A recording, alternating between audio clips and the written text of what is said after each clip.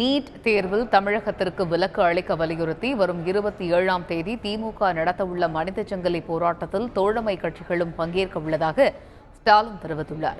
சென்னையில் செய்தியாளர்களிடம் பேசிய அவர், விமர்சனங்களை தாங்கும் அரசு தமிழகத்தில் இல்லை என கமல் தொடர்பான கேள்விக்கு பதிலளித்துள்ளார். தற்போதைக்கு அந்தந்த மாவட்டத்தில் இருக்கக்கூடிய மாவட்ட செயலாளர் தலைமையில் அந்த மனித சங்கிலி போராட்டம் நடைபெறும்.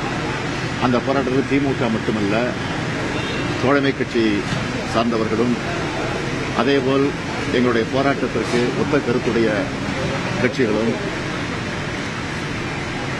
அதேபோல் குறிப்பாக மாணவர்களும் இளைஞர்களும் அந்த மாணவர்களை ஈண்டெடுத்திருக்கக்கூடிய பெற்றோர்களும் அதில் பங்கேற்க இருக்கிறார்கள்.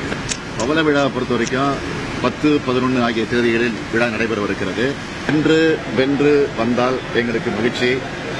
ஆனால் ஏற்கனவே மத்திய அரசிற்கு அடிபணிந்து மண்டியிட்டு இருக்கக்கூடிய சூழ்நிலை இருந்தால் அது வேதனை. விமர்சனங்களை தாங்கிக் கொள்ள முடியாத அளவுக்கு குதிரை பேர ஆட்சி இருக்கிறது.